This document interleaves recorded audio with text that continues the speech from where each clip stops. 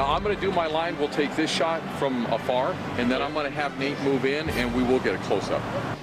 Well, we wanted to work with our partners at Aurora PD so we could talk to everybody about distracted driving. It's one of the top causal factors of all the crashes that we investigate in the State Patrol, and we figured it's probably that way everywhere since traffic is such an issue in every location.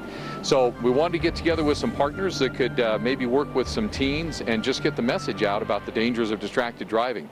Distracted driving is anything that prevents you from focusing on the road. Anything that takes your attention away from driving and the act of driving. Cell phones, radio, conversations in the car even, all of those things can be into play.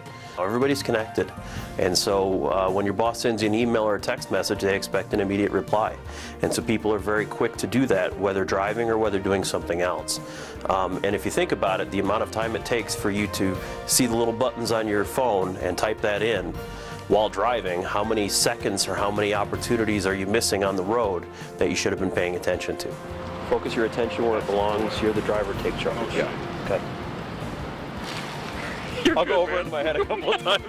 Now, we started working on this project, I'm going to guess maybe about 6 or 7 months ago. It took a little while in the planning process because it's hard to get schedules together when you're trying to get several officers together at the same time with the students. So it's taken us a little time to get everyone together and then, of course, storyboard out the spot as well.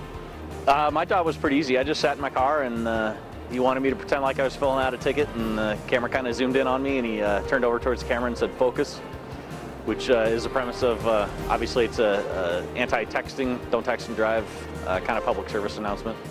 You know, we have state, local, municipal, and everybody's got their own little piece of the pie.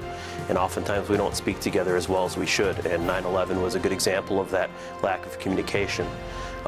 And that's on a bigger scale, but on a smaller scale, just working with State Patrol in this regard, it's invaluable because we all share the same territories. We work together on calls all the time.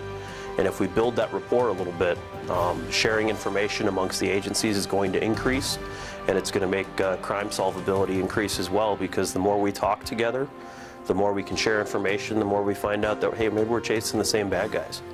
And we solve the problems on the bigger scale just by these small things. And, you know, maybe it's just a cup of coffee or working on a PSA like this, but it all counts.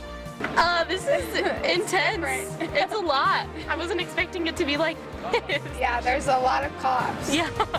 I don't think they knew what to expect at first.